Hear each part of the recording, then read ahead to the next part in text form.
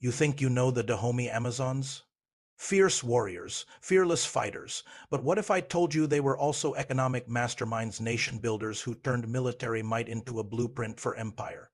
This is the untold story of how an all-female army redefined power, profit, and purpose in pre-colonial Africa. History remembers their spears and strength, but what's often ignored is what happened off the battlefield. The Mino, as they were known in Fawn, weren't just soldiers. They were advisors, governors, tax collectors, diplomats, and trade regulators in the Kingdom of Dahomey, present-day Benin.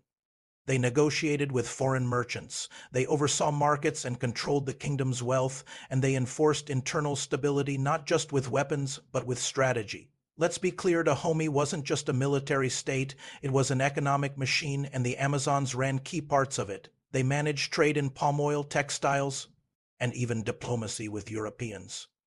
They monitored tax collection and made sure every resource from farmlands to manpower was allocated with purpose. They weren't just defending an economy, they were designing it. Inside the palace, Amazons served as personal guards of the king, but more than that, they became political stabilizers. They governed provinces, they organized the kingdom's supply chains, and they were empowered to own property, command troops, and influence national policy. While colonial narratives painted African women as passive, the Dahomey Amazons were central to statecraft, not just part of the empire, but pillars of it.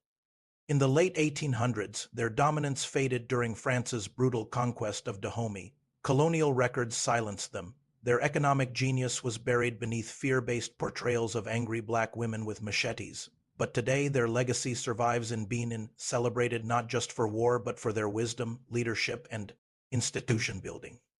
The Dahomey Amazons were more than warriors. They were architects of an African ownership economy centuries before the phrase even existed. They show us that true sovereignty comes not just from winning battles, but from controlling the economy, managing resources, and building legacy systems. If we are to rebuild Africa today, we need to study the models we already had and the women who perfected them. It's time we moved beyond empire and embraced the matriarchs who built them. If this story moved you, subscribe to unlock more untold truths. Want the real tools to invest, build, and own in Africa today? Grab our must-read, Africa on Sale, the Diaspora Playbook on Kindle and Amazon. And always remember, buy Africa, build Africa, own Africa.